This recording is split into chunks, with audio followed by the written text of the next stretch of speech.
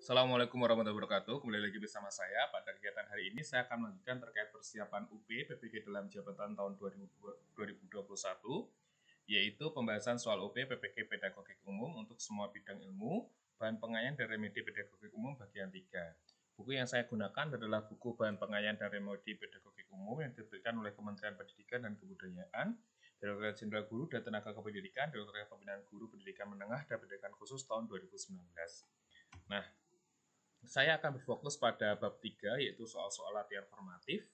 Ketentuan mengerjakan soal latihan formatif adalah, pertama, jawablah pertanyaan di bawah ini dengan memilih salah satu jawaban yang menurut Anda paling benar. Kemudian, cocokkan hasil jawaban Anda dengan kunci jawaban. Kemudian, hitunglah jawaban Anda yang benar dengan rumus yang telah disediakan. Kemudian, berilah penilaian atas pengetahuan yang telah Anda kuasai. Nah, pada video sebelumnya, saya sudah membahas untuk soal nomor 1-15. Pada video kali ini saya akan melanjutkan untuk pembahasan soal nomor 16 sampai 30. Soal nomor 16. Seorang guru mengajak siswa melakukan kunjungan ke suatu lembaga, namun sesampai di lembaga tersebut belum ada petugas dan narasumber yang melayani. Nah, untuk mengisi kekosongan waktu, guru tersebut memulai pembelajaran dengan memilih menggunakan strategi pembelajaran ekspositori. Pertimbangan guru memilih strategi tersebut adalah apakah A, waktu belajar cukup banyak, ataukah B, sumber belajar hanya dimiliki oleh pendidik, ataukah C, sedikitnya jumlah guru, ataukah D, ruang kelas yang terbatas, ataukah E, tidak ada sumber belajar dan media pembelajaran. Jawabannya adalah yang B. Strategi pembelajaran ekspositori adalah strategi pembelajaran yang menekankan kepada proses penyampaian materi secara verbal dari guru kepada sekelompok siswa dengan maksud agar dapat menguasai materi pelajaran secara optimal.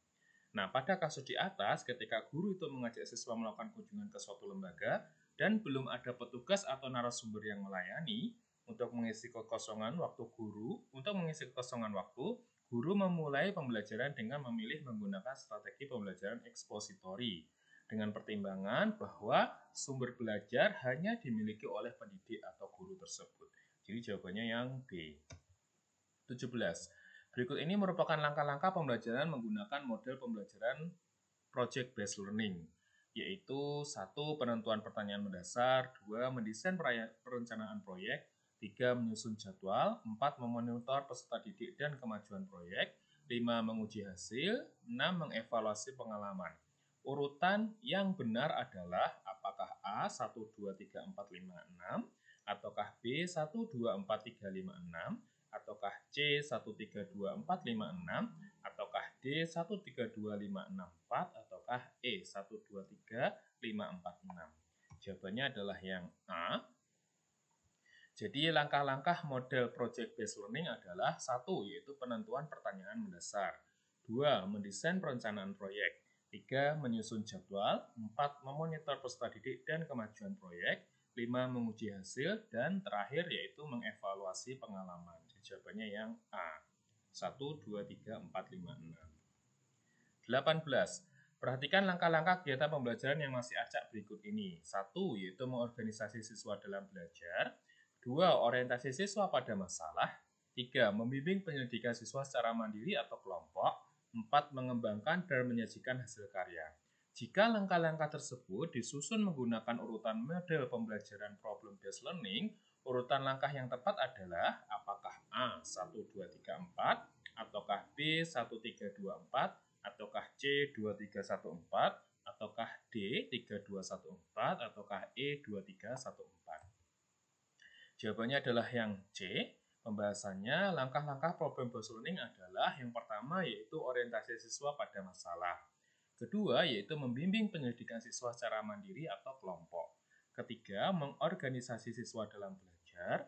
Kemudian yang terakhir yaitu mengembangkan dan menyajikan hasil karya. Jadi jawabannya yang C. Selanjutnya yaitu soal nomor 19. Siswa melakukan kegiatan dengan berpedoman pada langkah-langkah yang telah ditetapkan guru, yaitu mengamati fenomena sosial di sekeliling sekolah dan hasil pengamatan disusun, dilaporkan serta didiskusikan bersama guru dan teman sekelas. Pilihan strategi yang digunakan adalah apakah A. Discovery, ataukah B. Heuristik, ataukah C. Pemecahan masalah, ataukah D. Belajar aktif, ataukah E. Project based learning. Jawabannya adalah yang A, yaitu model discovery learning. Dan langkah-langkah menggunakan model discovery learning adalah yang pertama yaitu pemberian rangsangan atau stimulation, kedua yaitu identifikasi masalah atau problem statement, ketiga yaitu pengumpulan data atau data collection, keempat yaitu pengolahan data atau data processing, kelima yaitu pembuktian atau verification, dan yang terakhir adalah menarik kesimpulan atau generalization. Jawabannya yang A. 20. Seorang guru ingin membelajarkan dan menggunakan strategi pembelajaran kooperatif. Maka urutan tahapan yang tepat pada model pembelajaran kooperatif adalah apakah A. Orientasi, bekerja kelompok, kuis, penghargaan kelompok, ataukah B. Kuis, penghargaan kelompok, bekerja kelompok, orientasi, ataukah C. Kuis, bekerja kelompok, orientasi, penghargaan kelompok, ataukah yang D. Orientasi, penghargaan kelompok, bekerja kelompok, kuis, ataukah yang E, orientasi, pengamatan, bekerja kelompok, kuis, penghargaan kelompok. Jawabannya adalah yang A. Tahapan model pembelajaran kooperatif adalah yang pertama yaitu menyampaikan tujuan dan memotivasi siswa. Kedua yaitu menyajikan informasi. Yang ketiga yaitu mengorganisasikan siswa dalam kelompok-kelompok belajar. Yang keempat yaitu membimbing kelompok belajar dan membimbing kelompok untuk bekerja dan belajar. Yang terakhir yaitu memberikan penghargaan kelompok. 21. Kriteria keberhasilan belajar siswa ditentukan dengan menggunakan kriteria ketutusan minimal atau KKM atau kriteria belajar minimal atau KBM. KKM atau KBM adalah rata-rata setiap unsur dari kriteria yang ditentukan. Nah, untuk menentukan KKM diperlukan faktor-faktor apa? Apakah A. Kompleksitas indikator, daya dukung dan kemampuan guru, ataukah B. Kemampuan guru, sarana atau prasarana dan intake siswa, ataukah C. Daya dukung, tingkat kesulitan dan kemampuan guru, ataukah yang D. Kompleksitas indikator, daya dukung dan intake siswa, ataukah yang E. Kemampuan guru, tingkat kesulitan kompetensi dasar dan intake siswa. Jawabannya adalah yang D. Faktor-faktor untuk menentukan KKM atau kriteria ketutusan minimal adalah ada 3, yaitu kompleksitas indikator, daya dukung, dan intake siswa. Soal nomor 22. Seorang guru harus menentukan kriteria ketutusan minimal atau KKM dan kriteria belajar minimal atau KBM.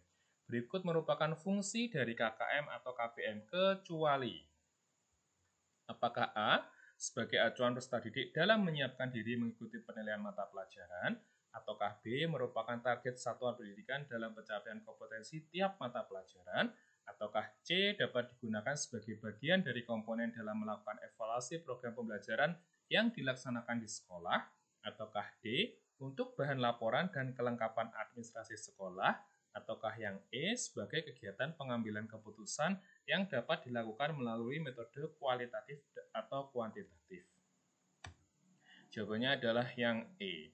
Kenapa? Karena fungsi dari KKM dan KBM adalah sebagai acuan peserta didik dalam menyiapkan diri mengikuti penilaian mata pelajaran. Yang kedua, merupakan target satuan pendidikan dalam pencapaian kompetensi tiap mata pelajaran. Yang ketiga, dapat digunakan sebagai bahan dari komponen dalam melakukan evaluasi program pelajaran yang dilaksanakan di sekolah. Yang keempat, yaitu untuk bahan laporan dan kelengkapan administrasi sekolah. Soal nomor 23. Pada proses pembelajaran, seorang guru ingin melakukan penilaian terhadap perilaku siswa. Maka instrumen yang digunakan dalam proses pembelajaran tersebut adalah apakah A. Pedoman observasi, ataukah B. Kuesioner, ataukah C. Tes tulis, ataukah D. Pedoman wawancara, ataukah E. Tes hasil belajar. Jawabannya adalah yang A. Ruang lingkup penilaian itu meliputi sikap, pengetahuan, dan keterampilan. Sikap itu menggunakan observasi, penilaian diri, dan penilaian antar teman. Sementara untuk pengetahuan menggunakan tes tulis, tes lisan, dan penugasan. Dan untuk keterampilan menggunakan kinerja, proyek, dan portofolio. 24. Setiap kali di akhir pembelajaran, seorang guru akan melakukan proses penilaian. Sebelum guru menyusun soal-soal untuk menilai hasil belajar siswa, manakah yang pertama kali harus dipelajari?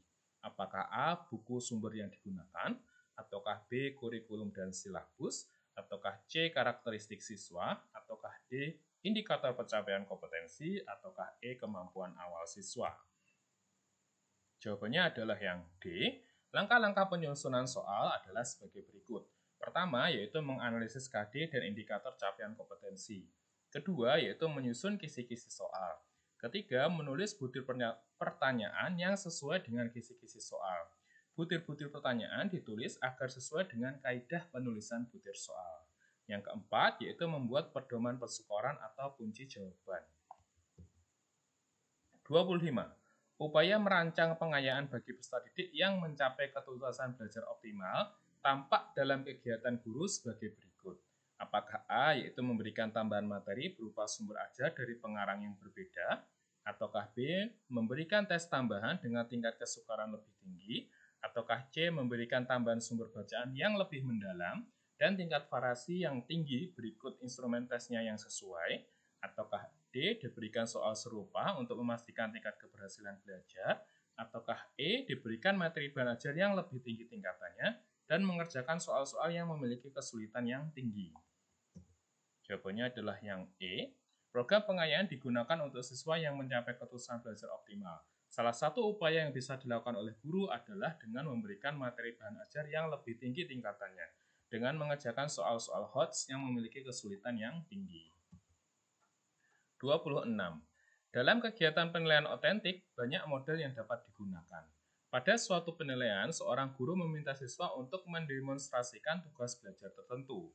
Bentuk penilaian otentik tersebut merupakan contoh penilaian otentik berbentuk apa? Apakah penilaian proyek, ataukah B, penilaian kinerja, ataukah C, penilaian portofolio, ataukah yang D, penilaian antar teman, ataukah yang E, penilaian diri.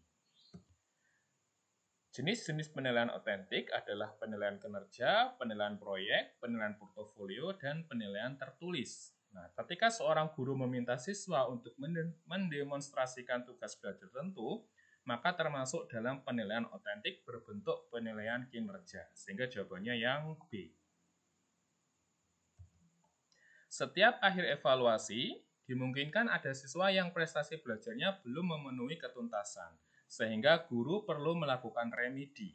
Dasar rancangan program remedi bagi siswa yang capaian prestasinya di bawah ketuntasan belajar yaitu apakah A, proses pengajar remedial pada dasarnya adalah proses belajar mengajar biasa, ataukah B, tujuan pengajar remedial adalah sama dengan tes diagnostik, ataukah C, sasaran terpenting pengajar remedial adalah peningkatan kecerdasan siswa, ataukah D, strategi yang dipilih hanya berbentuk tes ulang, atau E, agar prestasi sekolah itu meningkat.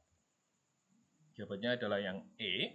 Dalam setiap akhir evaluasi, dimungkinkan ada siswa yang prestasi belajarnya rendah sehingga belum memenuhi ketuntasan. Dasar rancangan program remedi bagi siswa yang capaian prestasinya di bawah ketuntasan belajar adalah agar prestasi sekolah yang sebelumnya rendah menjadi meningkat. Hal ini dapat terwujud ketika prestasi siswa juga meningkat dengan program remedi yang telah diberikan dan dilaksanakan dengan sangat baik. 28. Jika seorang guru ingin melakukan kegiatan remedi, maka salah satu prinsip yang penting dipahami guru dalam merancang program remedial bagi siswa, yaitu tampak dalam kegiatan berikut. Apakah A, yaitu membuat rancangan pembelajaran khusus untuk siswa peserta remedial, ataukah B, menggunakan rancangan pembelajaran yang telah dibuat dengan memperhatikan hasil temuan analisis evaluasi belajar siswa, ataukah C, menurunkan standar ketuntasan belajar, ataulah D, menggunakan rancangan pembelajaran baru yang berbeda sama sekali dengan rancangan yang sudah ada, ataukah E, merancang tes ulangnya saja tanpa ada pengulangan penjelasan materi. Jawabannya adalah yang D. Prinsip remedial pada dasarnya itu ada adaptif, yaitu pembelajaran remedial hendaknya memungkinkan peserta didik untuk belajar sesuai dengan kecepatan, kesempatan, dan gaya belajar masing-masing. Yang kedua yaitu interaktif, pembelajaran yang memungkinkan peserta didik berinteraksi dengan pendidik dan sumber belajar yang tersedia. Yang ketiga yaitu fleksibilitas dalam metode pembelajaran dan penilaian. Yang keempat yaitu pemberian umpan balik sesegera mungkin. Yang kelima yaitu kesinambungan dan ketersediaan dalam pemberian pelayanan. Sehingga guru bisa membuat rancangan pembelajaran yang baru yang mampu memenuhi prinsip-prinsip remedial di atas. 29. Jika seorang guru ingin melakukan penilaian portofolio pada proses pembelajaran, Maka penilaian portofolio dapat dilaksanakan dengan cara apakah A, yaitu memberikan penilaian menyeluruh terhadap tugas-tugas siswa, ataukah yang B, yaitu mengumpulkan lembaran jawaban hasil tes harian dan sumatif setiap siswa, ataukah C, memberikan tugas kepada siswa untuk dikerjakan di rumah, ataukah yang D, yaitu mengumpulkan hasil kerja masing-masing siswa yang telah diberikan masukan, baik oleh guru dan rekan siswa dalam suatu album sebagai bukti hasil belajar, ataukah yang E, yaitu mengumpulkan lembaran-lembaran jawaban hasil ulangan tes siswa untuk melihat kesulitan siswa dalam memahami pokok bahasan tertentu dan kemudian diberikan pengajaran dan tes remedial. Jawabannya adalah yang D. Kita harus tahu terlebih dahulu kelebihan dari penilaian portofolio adalah sebagai berikut. Yang pertama yaitu menilai siswa berdasarkan hasil kerja yang berkaitan dengan kinerja yang dinilai. Yang kedua, siswa ikut serta dalam menilai kemajuan yang dicapai dalam penyelesaian berbagai tugas yang dinilai. Yang ketiga, mewujudkan proses penilaian kolaboratif. Yang keempat, bertujuan agar siswa mampu menilai diri sendiri. Yang kelima, menilai kemajuan, proses, dan pencapaian akhir. Yang keenam, dapat mengevaluasi kebutuhan, minat, kemampuan akademik, dan karakteristik siswa secara individual. Yang ketujuh, mampu mengembangkan potensi siswa. Sehingga penilaian portofolio dapat dilaksanakan dengan cara mengumpulkan hasil kerja masing-masing siswa yang telah diberikan masukan oleh guru dan rekan siswa dalam suatu album sebagai bukti hasil belajar. 30. Berdasarkan data hasil evaluasi pembelajaran tentang memahami tes anekdot, ternyata hasilnya tidak maksimal. Dari 30 siswa dinyatakan belum tuntas sejumlah 15 sehingga mengikuti program remedial, sedangkan yang dinyatakan tuntas sejumlah 15 orang sehingga mengikuti program pengayaan. Kegiatan pengayaan untuk 15 siswa dapat dilakukan oleh guru dengan cara apakah A, mengadakan pendalaman materi terkait dengan KD tersebut, ataukah B, diberikan bahan ajar berupa modul, ataukah C, digabung dengan siswa yang belum tuntas tingkat ikut remedial, ataukah D, melanjutkan materi pada KD selanjutnya, ataukah yang E, yaitu memberi tugas mengerjakan lembar kerja siswa. Jawabannya adalah yang A. Berdasarkan hasil evaluasi, pembelajaran diperoleh hasil yang tidak maksimal. Dari 30 siswa diperoleh 15 siswa belum tuntas dengan menggunakan program remedial dan 15 siswa tuntas dengan menggunakan program pengayaan. Tujuan kegiatan pengayaan adalah memberikan kesempatan kepada siswa untuk memperdalam penguasaan materi pelajaran yang berkaitan dengan tugas belajar yang sedang dilaksanakan, sehingga tercapai tingkat perkembangan yang optimal. Sehingga salah satu kegiatan pengayaan dapat dilakukan dengan cara mengadakan pendalaman materi terkait KD tersebut.